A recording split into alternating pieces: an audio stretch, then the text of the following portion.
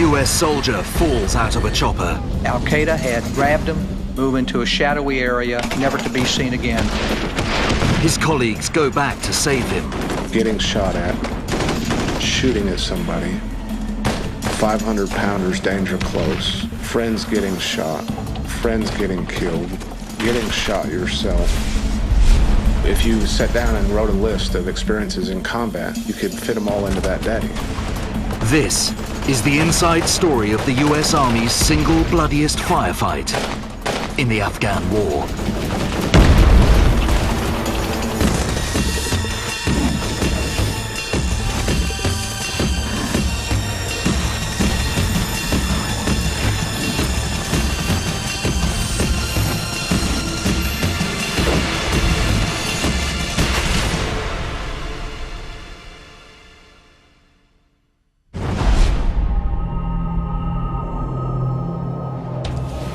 2002, Afghanistan, Shaikat Valley. 6 months after 9/11, the US military is looking for Osama bin Laden. He managed to escape 4 months ago amid a battle between his jihadist fighters and Western forces, 110 kilometers away in Tora Bora. Al-Qaeda are still holding out in the mountains of southeast Afghanistan. Now, in a last push to crush the enemy, the US military at Bagram Air Base launches Operation Anaconda. The Americans plan to use precision airstrikes. This will allow ground troops to surge through the valley and wipe out the enemy. But in such vast hostile terrain, the Air Force needs accurate intelligence to pinpoint Al-Qaeda fighters. The task of supplying this intelligence falls to one elite team. 4th of March, 2002, 1:43 a.m. 7 Navy SEALs, America's elite sea, air and land special forces, are on a mission to establish an observation post on a 3,000-meter high ridge called Takur. From here, the SEALs will be able to spot Al-Qaeda fighters on the move and provide exact coordinates for airstrikes. In the back of the Chinook helicopter, Petty Officer Neil Roberts readies himself. A 12-year SEAL veteran, Roberts is one of the most experienced and reliable members of the team. The plan is for the helicopter to land them at a safe distance from the peak of Takur. In the snow, under cover of darkness, the SEALs will make a 4-hour hike up to the summit.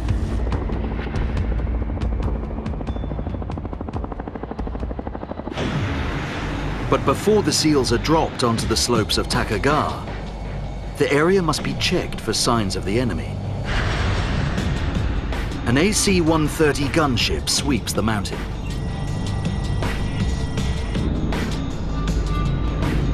Using infrared heat sensors, it can identify signs of life from an altitude of more than 7 kilometers. They believe there may be as many as 200 fighters in the region. The sensors show nothing.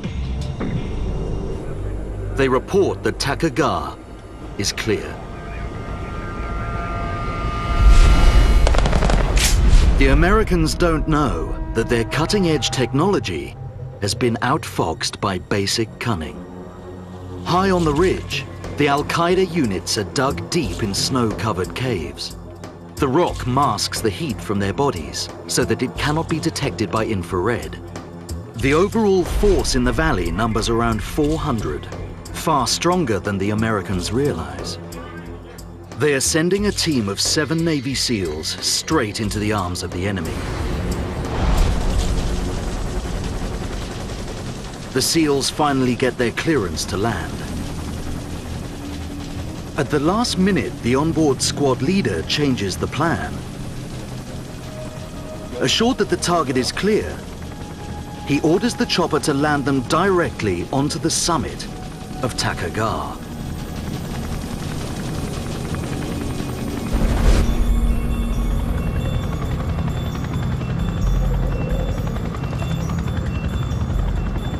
Al-Qaeda fighters hear the rotor blades of a large helicopter approaching.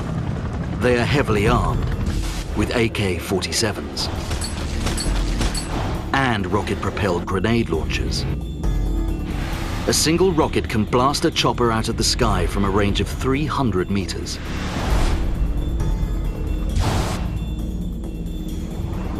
The American chopper is already 200 meters away and closing. The pilots are convinced they have a clear run to the summit. The men prepare to leap from the open door of the craft once it lands. The pilots prepare to set down. Suddenly,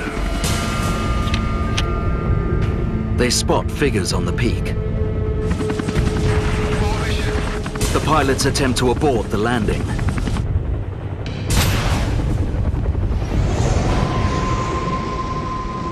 But it's too late. A rocket-propelled grenade rips into the chopper's fuselage. They lose power.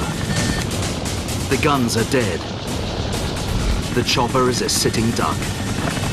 Evasive action is their only option. The pilots bank. Roberts is knocked off his feet.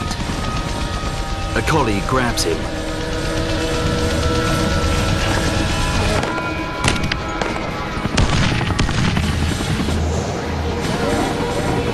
The Chinook tilts in the air.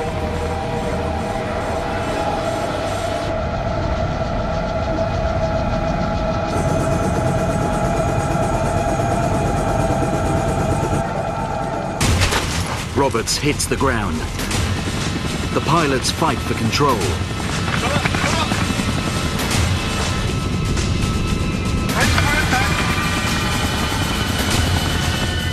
They manage to steer the stricken chopper away from the enemy.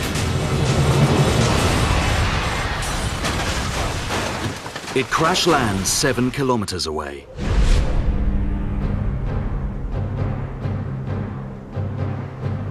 Roberts is stranded on the mountain, alone and with just a light machine gun. Al-Qaeda are closing in for the kill.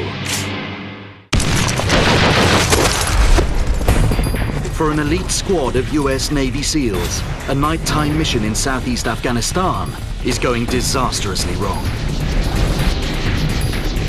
6 SEALs and their aircrew have crash-landed in a remote mountain valley.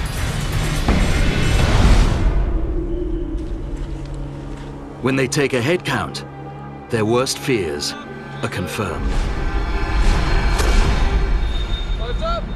Petty Officer Neil Roberts is missing. They must rescue him. But the SEALs soon realize that they are 7 kilometers from their original target. In these conditions, it will take them hours to hike back up the mountain. Roberts is alone on the ridge. At 3,000 meters altitude, in ice cold and in the dark, he is surrounded by enemy fighters. He's out of radio range. But Roberts knows his comrades will come back for him. Until they do, he must find safe ground. Roberts' colleagues have been picked up by another Chinook and are on their way back to Takur. Their only mission now is to save their comrade. Part of the warrior ethos is to never leave a fallen comrade. So there was never a question about us going back in to find him and to try to get him, alive or dead.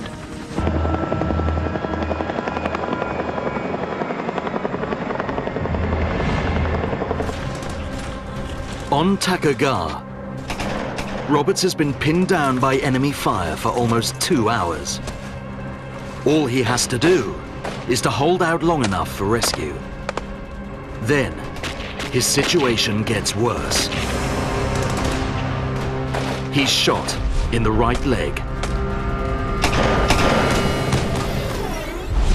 2 kilometers above Takur, an unmanned Predator surveillance drone comes into position.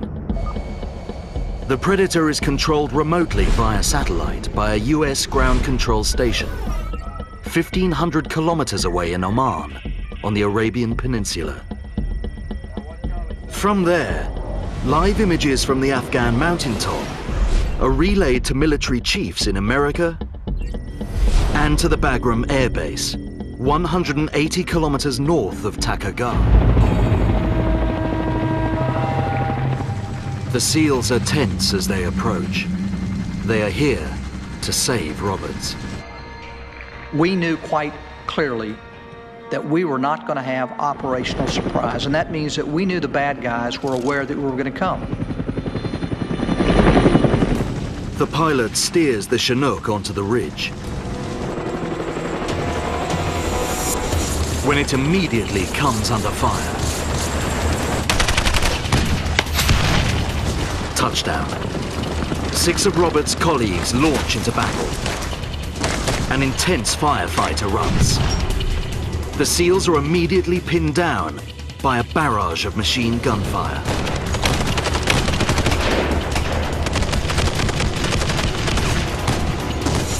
The battle rages on the ridge. Technical Sergeant John Chapman kills 2 Al-Qaeda fighters. Then, he's hit. He dies where he falls.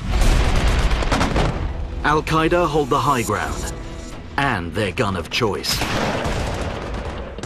The Russian-made 50 caliber Dushka machine gun holds 12.7mm heavy rounds. The gun's power and range is devastating. Each round is capable of penetrating inch-thick armor plate at 500 meters. The SEALs are packing M4 light assault rifles. Against the destructive power of the Dushka, they are simply no match. The odds were going to be a little bit different than we had initially planned for. You couldn't see the Al-Qaeda forces, you could just see the rounds, the flashes of the shooting that was going on, but you could see that it was a tough fight. 2 more Americans are hit. Outgunned and severely outnumbered, the SEALs are in deep trouble. They retreat. There's no sign of their fallen colleague, Roberts.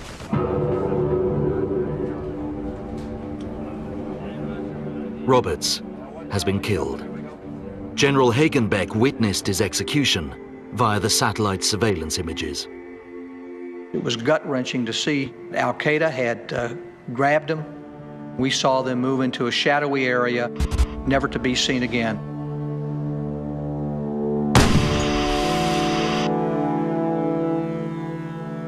The SEALs don't know that Roberts is already dead. They are out of radio contact with their US base.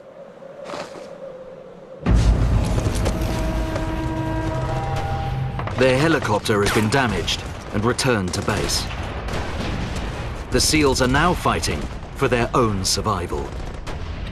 The rescuers need to be rescued. A US AC-130 gunship strafes the mountain ridge.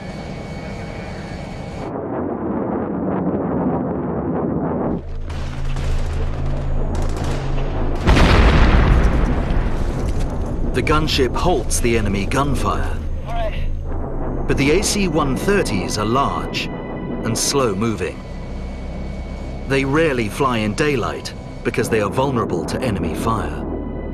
This is not a rescue. The gunship is ordered back to base. The 5 remaining SEALs immediately come under fire again. The ridge is being held by Al-Qaeda. The SEALs team is forced to retreat. Their helicopter has returned to base. Their crashed Chinook is 7 kilometers away. And Bagram Air Base is 180 kilometers north. There is only one unit who can save them now: the Army Rangers.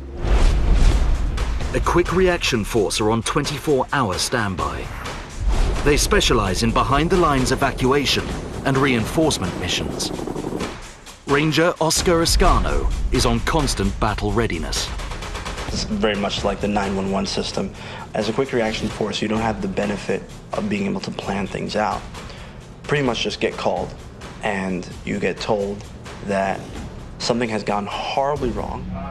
Captain Nate Self commands the platoon of Rangers. I was in the Joint Operations Center, just listening to the radios, and I was finishing up a mission plan. I recognized the call sign as being one of our aircraft that was down. Within 15 minutes, 2 Chinook helicopters are spinning up. We were scrambling as fast as we could to get a rescue operation underway. Captain Self leads 10 Rangers in the first helicopter, Razor 1. They are mobilizing so quickly, they will receive their orders on the way.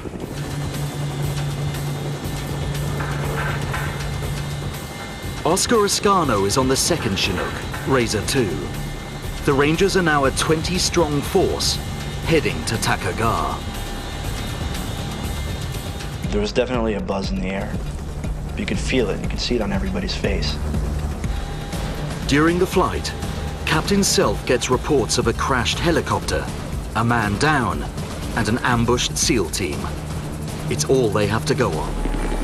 As we approached the mountain, I could see out the back of the helicopter, the valley and the mountains around. And I was really humbled knowing that people had been fighting there. Captain Self starts looking for the SEALs team on the ground. As we neared the mountain, I expected a location that was really hostile. I didn't know if we were going to be shot at or not, but I told the guys to be prepared. Self knows their Chinook presents an easy target in daylight. What he doesn't know is they are heading for exactly the same ridge where 2 Chinooks have already been ambushed.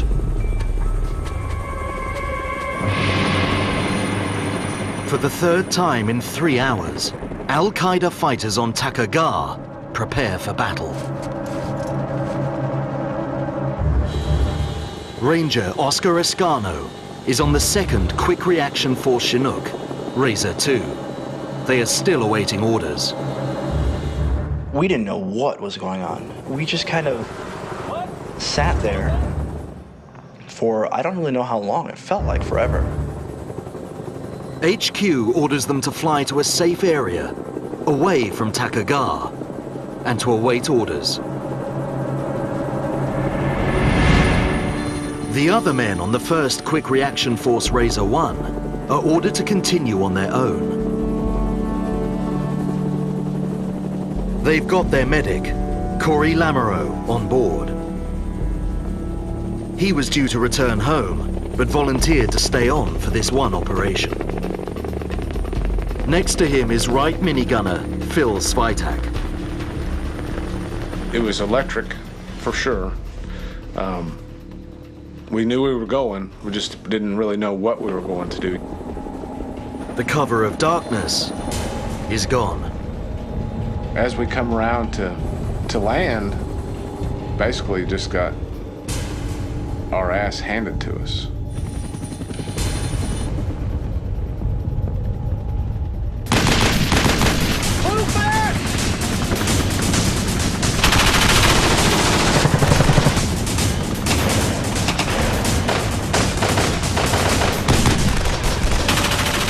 A burst of machine gun fire rips through the chopper.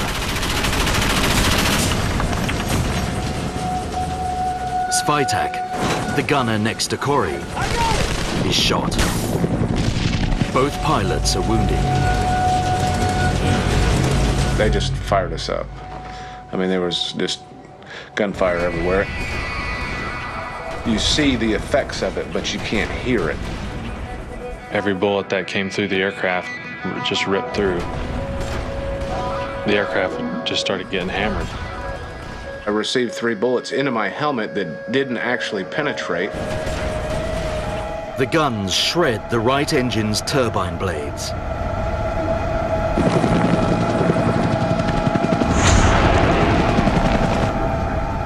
The 27-ton Chinook falters. I heard that engine whine, and I just broke into a cold sweat. Then, an RPG hits the Rangers' aircraft. The aircraft was just shoved in the air to the side and then just fell out from under us.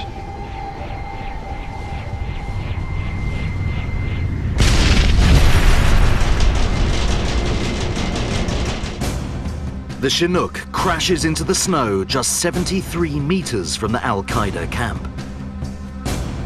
Lamoureux turns to his fallen colleague. I heard, people yelling and screaming that were hurt. Hang in there, buddy. But Spytak is already dead. He didn't have a carotid pulse when I went back, and so I had, went on to the next guy. Like the SEALs before them, the Rangers' rescue mission is turning into a fight for survival. Al-Qaeda continue to unload a barrage of fire. The Rangers are sitting ducks. Nate Self falls as he runs out of the helicopter. 2 Rangers are shot, exiting the chopper. I knew that they were dead, and it registered with me for a second. The enemy's gunfire really brought me back to the here and now. Self attempts to return fire, but his gun jams, and he is forced to take one from a dead comrade. We were in such a bad place.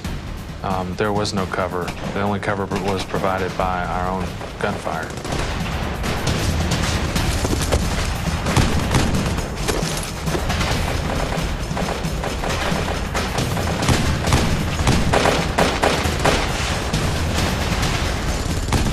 As the battle rages, Al-Qaeda fighters shoot 3 more Americans.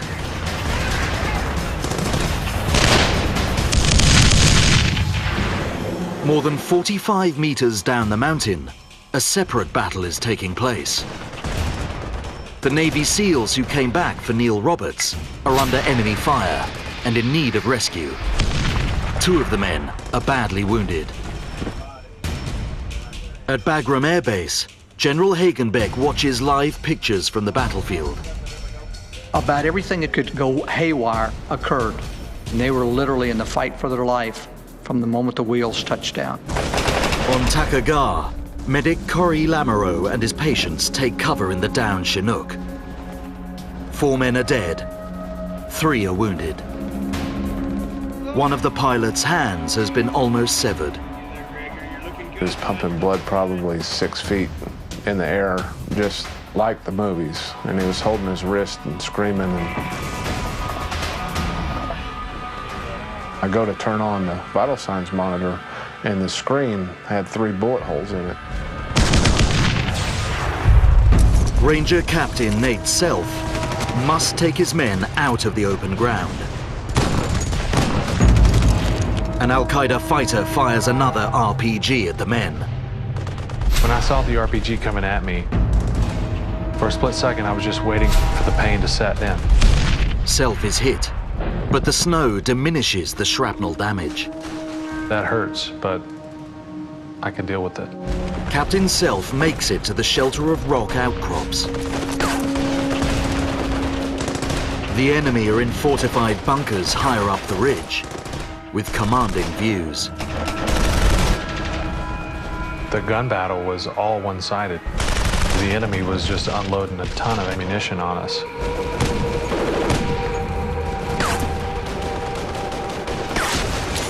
Al-Qaeda have already shot down 2 American helicopters.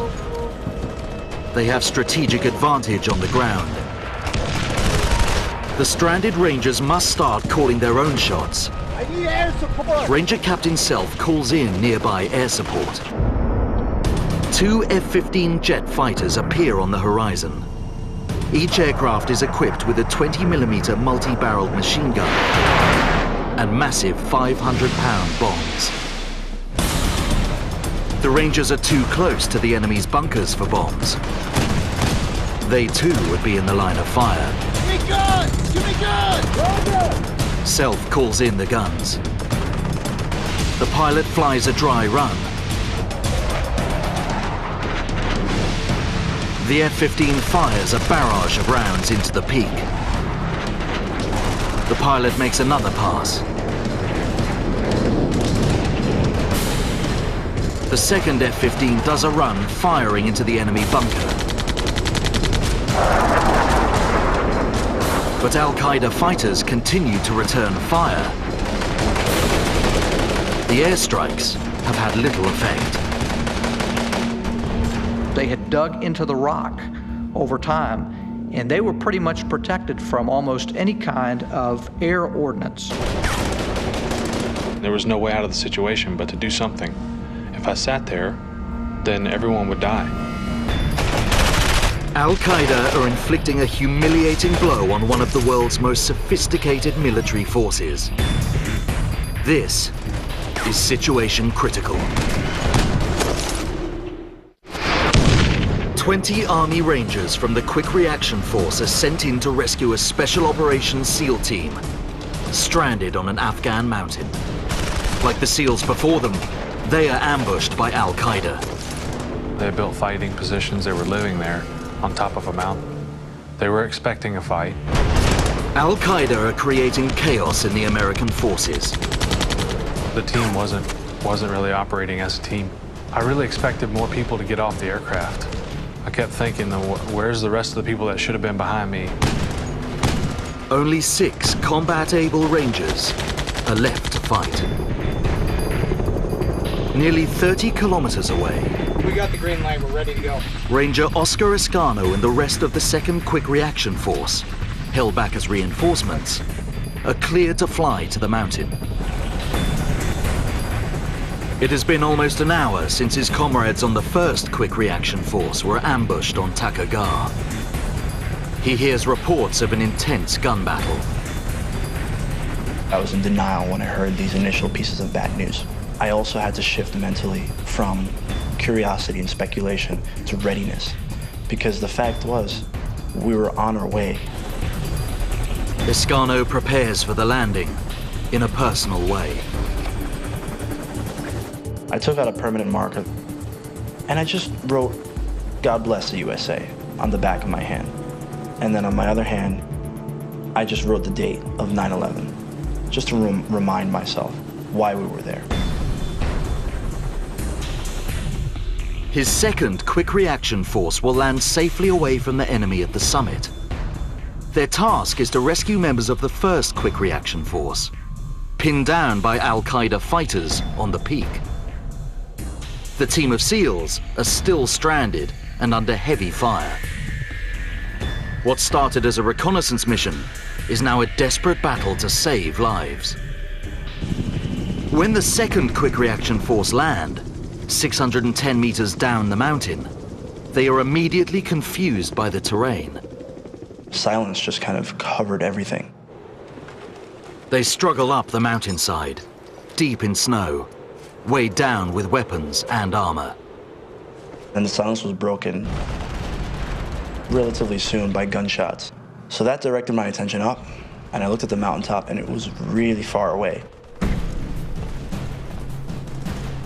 It will take hours to reach the other Rangers, who are pinned down in the snow on the peak of Takur, and whose situation has just got worse.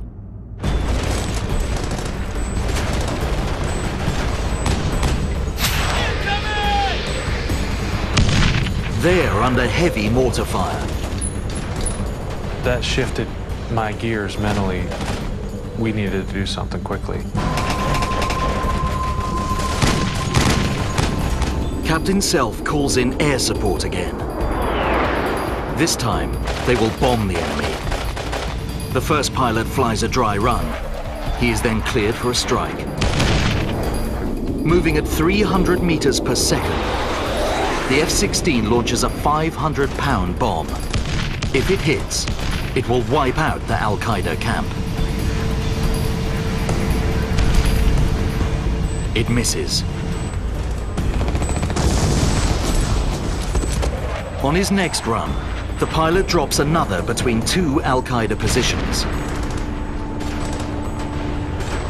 All the F-16's bombs have missed.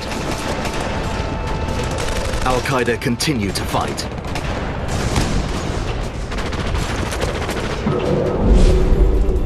Further down the mountain, Oscar Ascano and the rest of the reinforcements struggle in the snow and thin air. I was shocked. After only about 20 paces, I was already smoked. And I was irritated with myself. To lighten his load, he removes his rear Kevlar armor plates, each weighing 3 kilograms. I felt safer being able to have my maneuverability than being a sitting duck with armor plates. The reinforcements move more quickly up the ridge.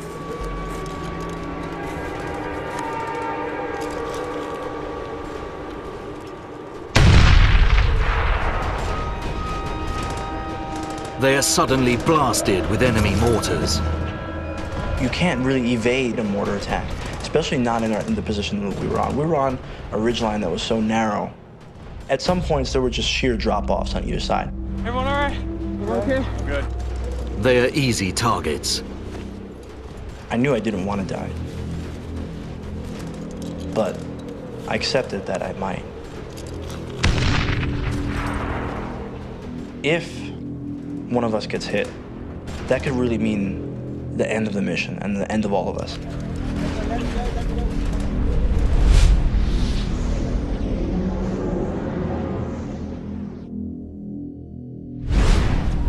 On Takur, the first quick reaction team still takes cover.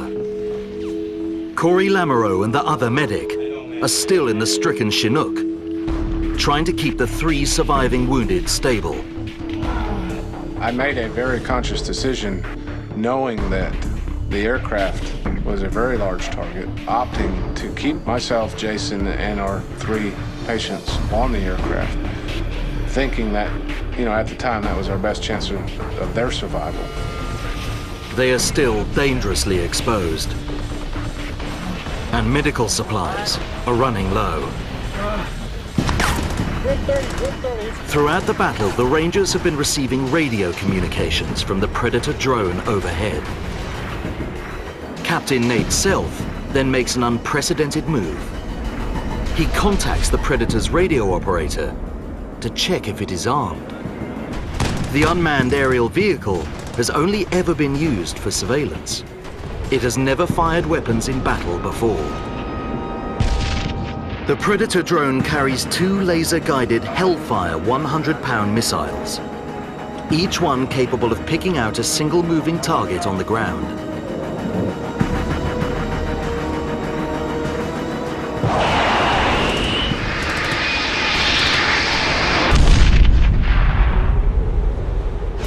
One of the missiles scores a direct hit on the enemy bunker.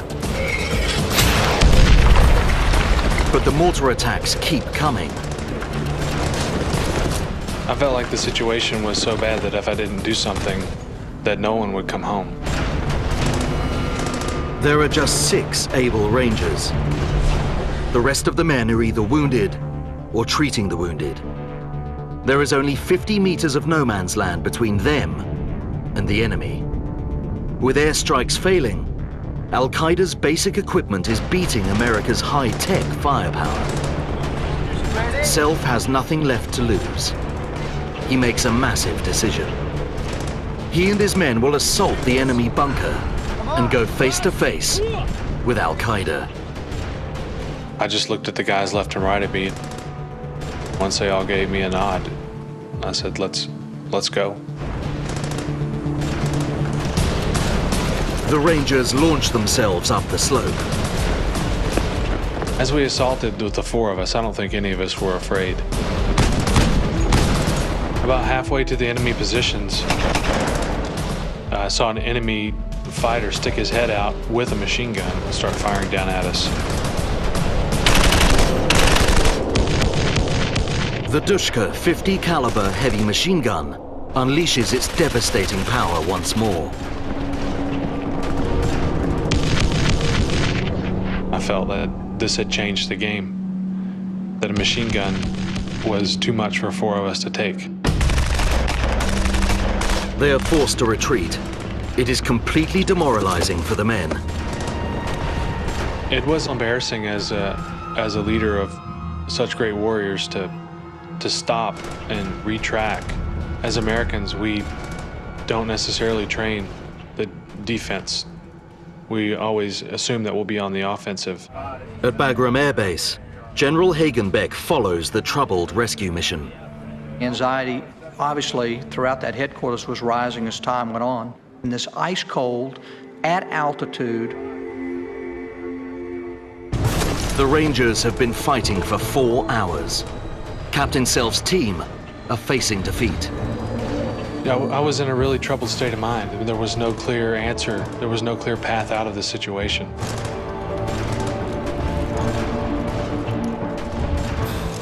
The second team of Rangers have been scaling the mountain for 2.5 hours and are exhausted. Finally, they join the other Rangers.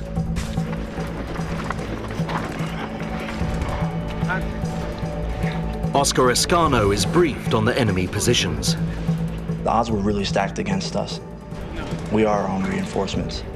If we encounter more resistance than we expected, we just have to fight harder. We're taking heavy fire. Oscar gives his team only a minute to get their breath back because Self's team is under threat. What started as a rescue mission has turned into a life-or-death battle for control of the ridge. 2 Chinooks have been shot down, airstrikes have failed, and the Army Rangers' Quick Reaction Force have been beaten back by Al-Qaeda.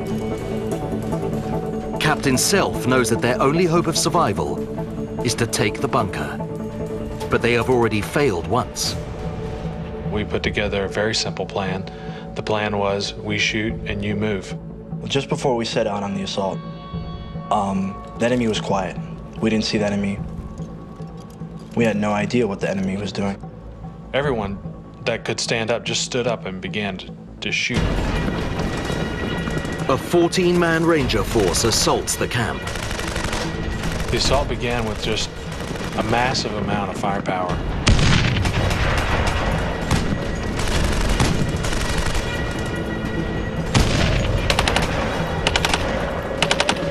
We were fanning across a completely open area with nothing in between us and the enemy. Not even a rock or a fallen tree stump. There was nothing.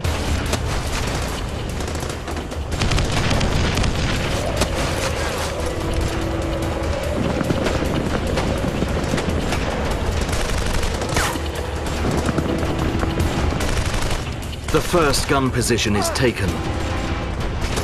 The Dushka's heavy fire is finally silenced, and the main bunker is just yards away.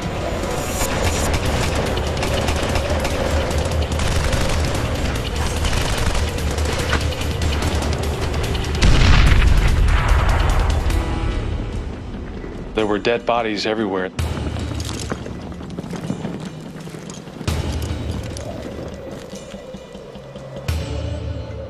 One of them I remember. Here's a man, just like one of us. How do I justify his death at our hands? As they search the bunkers, they find the man they came for. Buried under debris is Neil Roberts' body. A few meters away, they find Roberts' dropped equipment. Every instance of using force was clearly justified because the enemy had every advantage, every tactical advantage, and we were really fighting for our lives. But Ranger Captain Self knows the battle is not yet over. Further down the mountain, the men they came to save, a team of Navy SEALs, are still battling. We were right in the middle of the enemy's terrain. I was wondering, will we be able to hold out? What's the enemy going to do next? Do we have enough time for this? They must secure the ridge. Medic Corey Lamoureux is convinced the area has been secured. He prepares for an evacuation by moving the wounded outside the helicopter.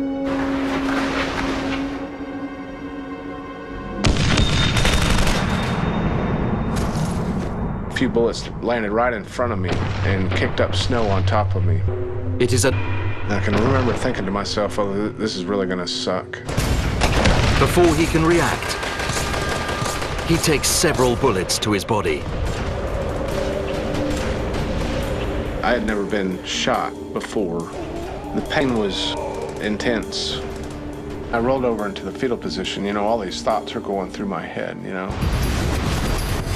Whether I was actually paralyzed, I'm not sure. His fellow medic, Jason Cunningham, is also hit. He is slipping away. He's losing blood, and we need to get to him quickly. Once again, the Rangers are in desperate trouble. The Americans have stirred up a hornet's nest. US observation points in the valley see more groups of Al-Qaeda fighters moving around the mountain. Al-Qaeda are outmaneuvering the Americans. The enemy's tactics were impressive. By that point in the mission, we had been essentially ambushed twice. Just when the Rangers think the hard-won battle is over, Al-Qaeda launch a devastating counterattack. The critical situation I need it now! just got worse. An American Chinook is shot down on a remote mountain ridge in Afghanistan. The enemy camp is taken, but Al-Qaeda launch a devastating counterattack. Medic Corey Lamoureux knows his chances of survival are slim. It's a flip of the coin. You either have significant internal bleeding or you don't. My first thought was that this is really gonna suck for my kids because I knew I was gonna die. Ranger Captain Nate Self calls in air support again. This time, the well-aimed bombs nullify the counterattack from the valley.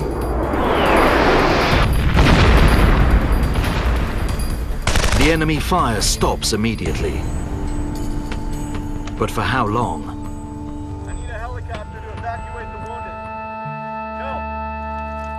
The mountainous ridge of Takur is littered with dead and wounded American soldiers. They need immediate rescue and urgent medical attention. But with 2 Chinooks downed on the mission already, would commanders risk sending in more in broad daylight? Were we going to risk another helicopter getting shot down and have to mount another rescue operation? We're gonna lose people! I need it now! It was a difficult decision, and the rationale was quite clear. Look, we'd already had a bunch of them shot down. How many more are you going to fly into the same location? The order is to wait until nightfall, 6 hours away. I was frustrated in the lack of medevac. I felt like we had controlled the situation enough. Corey Lamoureux, injured himself, has an impossible task. He has few medical supplies. His medic partner, Cunningham, is the most severely injured soldier. The team do what they can to keep Cunningham and the casualties stable. Until the men can be evacuated for surgery, one of their most pressing needs is to remain warm. It is bitterly cold, and in the late afternoon the temperature is dropping fast. Throughout the day, American bombers keep the enemy at bay. At 6 p.m., the wind picks up and the temperature drops. Jason Cunningham has been struggling to hold on for over 6 hours. We called out to him, we called out to Cunningham. We said, don't leave us, you know, hang in there. Come on, come back, come back. Cunningham's comrades watch on helplessly. It was hard on all of us when he died. I felt a large load of responsibility that it was my inadequacy to convince the decision makers that we could get him out. That part of it was partly my fault. Just before 8:15 p.m., 17 hours after the first shot was fired, commanding officers at Bagram finally give orders for the evacuation. The wounded are taken off in the first Chinook.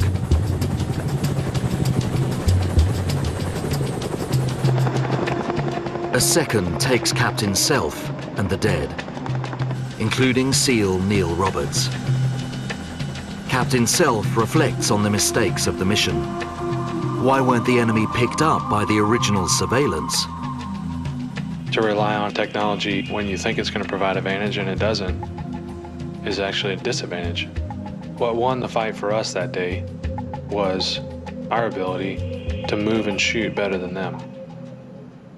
And that's pretty simple. Named after the Navy SEAL who fell out of the chopper, the 17-hour ordeal becomes known as the Battle of Roberts Ridge. Days later, the Americans went back and secured the mountain. Roberts Ridge turned out to be a success, although we had 8 individuals killed before it was all said and done. It was an extraordinary feat of heroism on the part of these rescuers to do what they did. It's the single bloodiest engagement for US forces in the Afghan war. Everything in a 14-hour span, you know, getting shot at, shooting at somebody, you know, 500-pounders danger close, mortars landing in your position, friends getting shot, friends getting killed, getting shot yourself.